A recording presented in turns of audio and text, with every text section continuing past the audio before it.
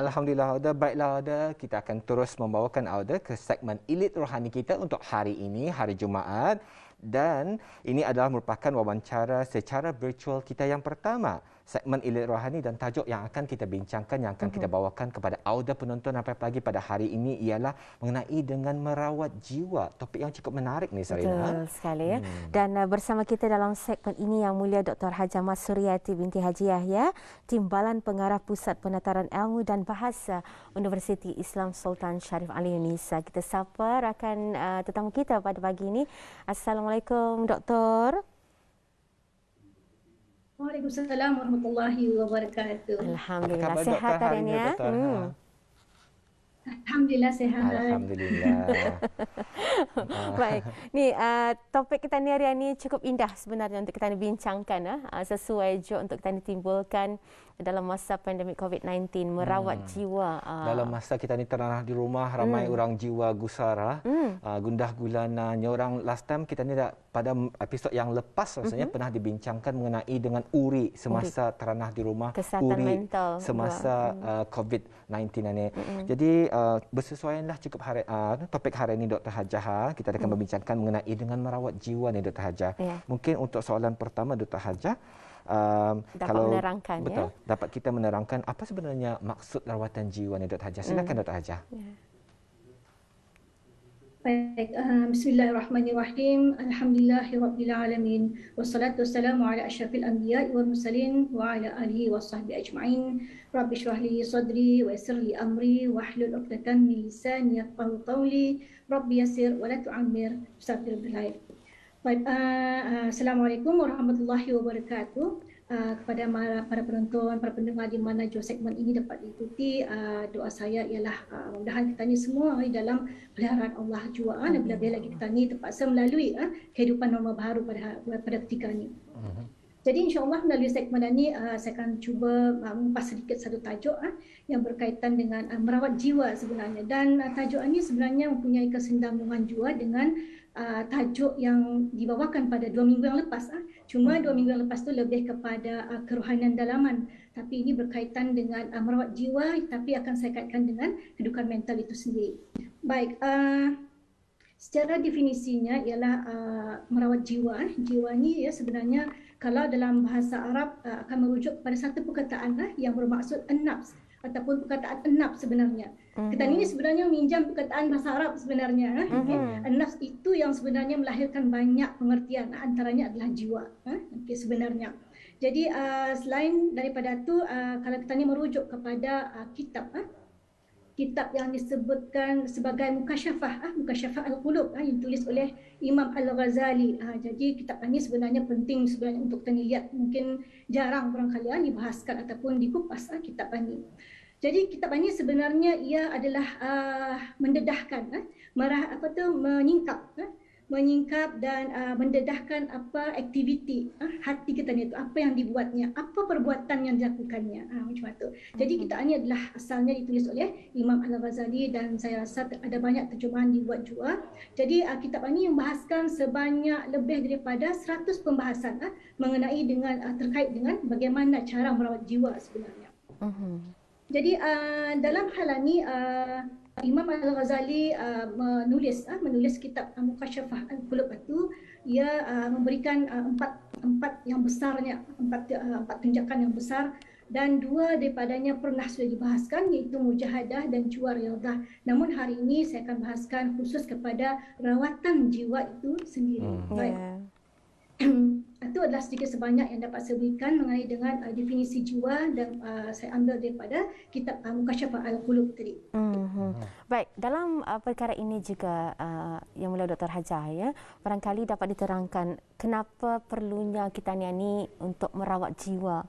Walaupun pada dasarnya ada yang merasakan aku tidak ada apa-apanya, tidak ada masalah, tetapi sebenarnya jauh di sudut hati itu memang ada sesuatu kan, Dr. Hajah? Mungkin dapat diterangkan lagi. Baik, kenapa kita ni perlu merawat jiwa sebenarnya? Jadi sebenarnya Al-Quran lebih dulu sudah mengungkapkan kedudukan jiwa kita ni sebenarnya. Cuma mungkin hari ini yang dibahaskan itu adalah terkait dengan keadaan yang luarannya, yang terkait dengan emosi, macam itulah. Jadi sebenarnya sudah lama dibahaskan di dalam Al-Quran. Dan tajuk ini, tajuk merawat jiwa ini pun juga saya bawakan kerana ia mempunyai hubungan kait dengan kedudukan mental juga. Jadi jiwa yang dirawat itu adalah melihat kepada kecederaan yang berlaku pada aspek rohani mental itu sendiri. Jadi ia terkait dengan keadaan jiwa sebenarnya. Nanti saja kalau disebut sebagai permasalahan mental tu berarti berlakunya kecederaan aspek rohani dalam mental. Jadi dalam hal ini perlulah kita ni ambil perhatian sedikit. Jadi sebabnya kita ni memang sudah tahu kalau misalnya kesihatan fizikal ataupun secara mentalnya, secara fizikalnya kita ni itu dilihat sihat, mungkin sihat. Tetapi mungkin saja kelihatannya kepada segi mental tadi mungkin ada mengalami sedikit permasalahan. Dan kita ni pun juga faham kalau misalnya keadaan kesihatan fizikal itu yang baik, mungkin disebabkan kita ni mengambil makanan yang betul, gaya hidup kita itu memang betul. Tetapi kalau berlaku sebaliknya maka akan menyebabkan mental kita ni itu sendiri yang tidak sihat. Jadi akan mendatangkan ataupun akan membawakan kita ni itu menjadi sebagai orang yang mengalami kegelisahan, kemurungan, kebimbangan, akan merasakan tekanan dalam kehidupan dan sebagainya lagi. Jadi sebenarnya kesihatan mental dalam hal-hal merawat jiwa ni ia sebenarnya sangat penting untuk kita ni selesaikanlah juga. Cuma barangkali macam mana, okey. Dan realitinya kalau orang tu mengalami permasalahan kesihatan mental secara luarannya, memang kita ni tahu, memang kita ni faham bahawasanya seseorang itu akan perlu kepada seseorang yang lain untuk ia meluahkan apa yang ia alami ataupun apa yang ia hadapi ataupun apa masalah yang dihadapinya. Ia perlu kepada orang lain untuk mendengarnya, macam itu.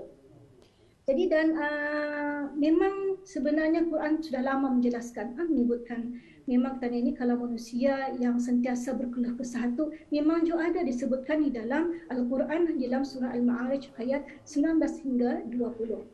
Terjemahannya ialah sesungguhnya manusia itu adalah dijadikan bertabiat resah gelisah apabila ditimpa kesusahan dan ia akan merasa sangat gelisah.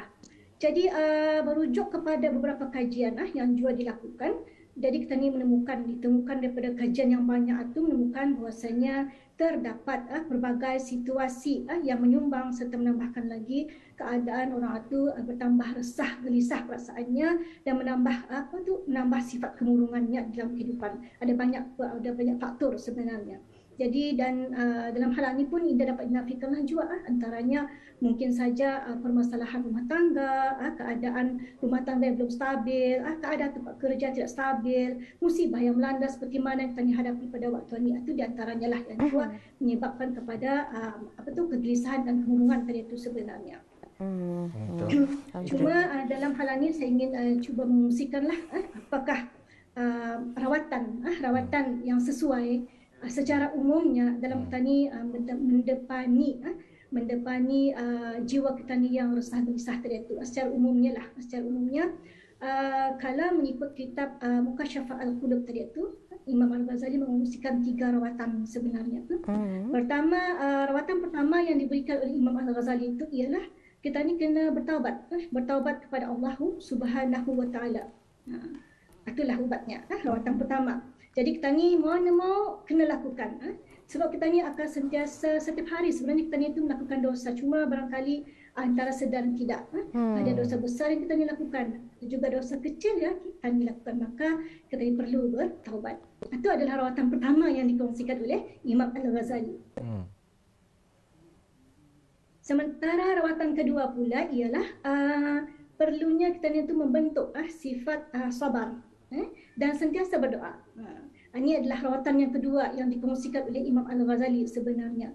Jadi dalam konteks agama, sabar itu ya sebenarnya membentuk kita ni menerima ujian daripada Allah Subhanahu Wa Taala itu dengan tujuan untuk mencapai redha Allah.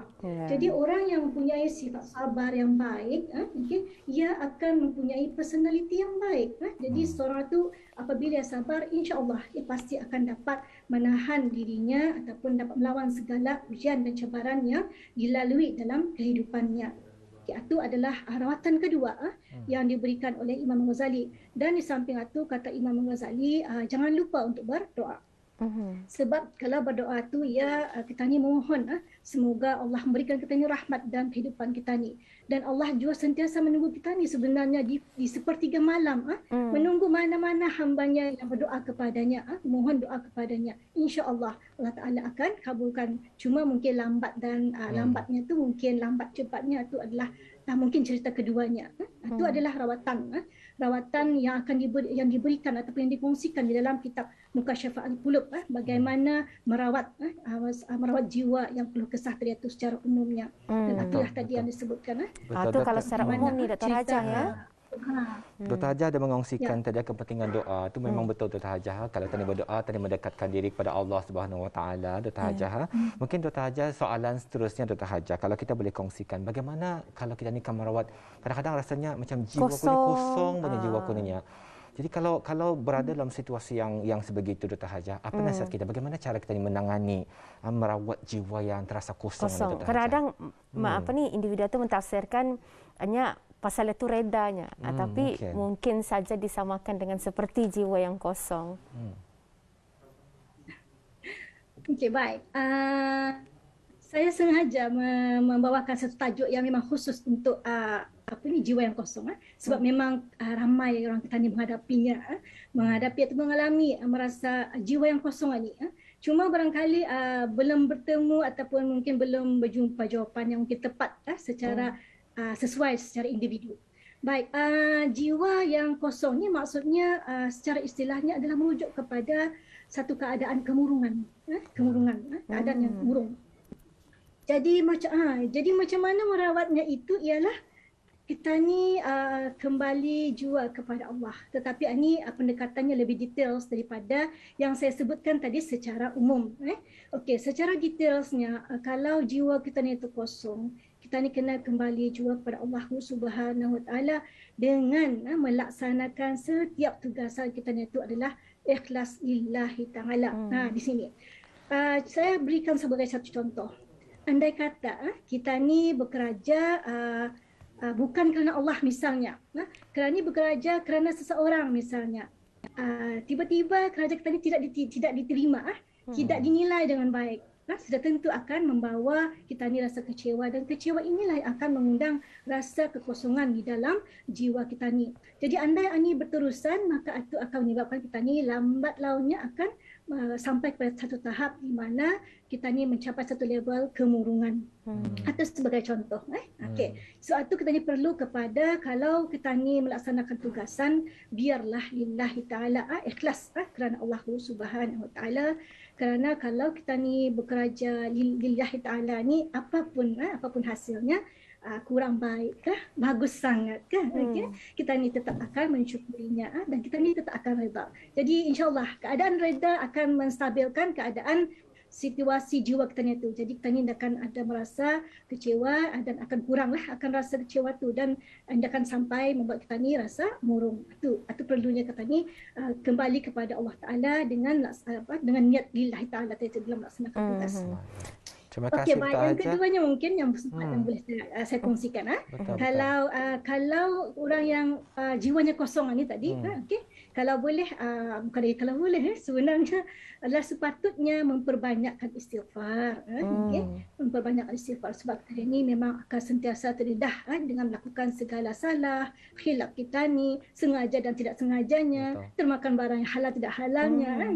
Kadang-kadang ada kita ni perasan, tidak kita ni sengaja melakukan indah-indah cuma tu. Jadi kita ni hendaklah sentiasa beristighfar kepada Allah Subhanahu Wa Taala. Insya-Allah akan mengurangkan sedikit rasa keresahan kita. Betul Dr. Hajah. Peringatan yang cukup baik Dr. Hajah, iaitu Peringatannya cukup baik Dr. Haja, iaitu mendekatkan diri kita ni berbalik kepada Allah SWT dan juga kita ni mengikhlaskan setiap perbuatan kita ni lillahi taala. Jadi Dr. Haja, sebelum kita ni menutup segmen yang pertama kita ni hari ini, wawancara secara virtual yang pertama, apa kata kita beri Dr. Haja pada minit yang terakhir ini untuk orang membuat kesimpulan mengenai dengan topik rumusan mengenai dengan topik yang telah kita beri yang secara telah kita ringkas bincangkan saja, hari ini. Dr. Haja. Lebih kurang seminit ya. Okey, baik.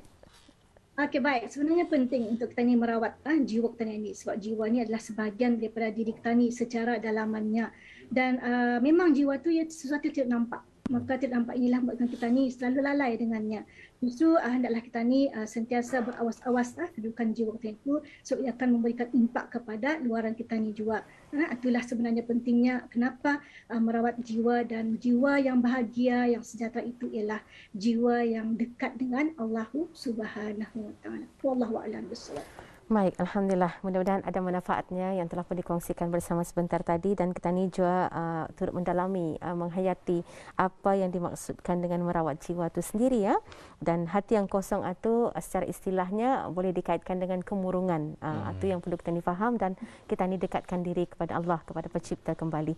Dan terima kasih kepada Yang Mulia Dr. Hajah kerana bersama kami pada pagi ini dalam segmen Elite Rohani. InsyaAllah akan bersua lagi 2 minggu ke depan ya. Lebih kurang, insyaAllah. InsyaAllah. Baik, kita jumpa lagi. Assalamualaikum Dr. Hajah. Assalamualaikum warahmatullahi wabarakatuh.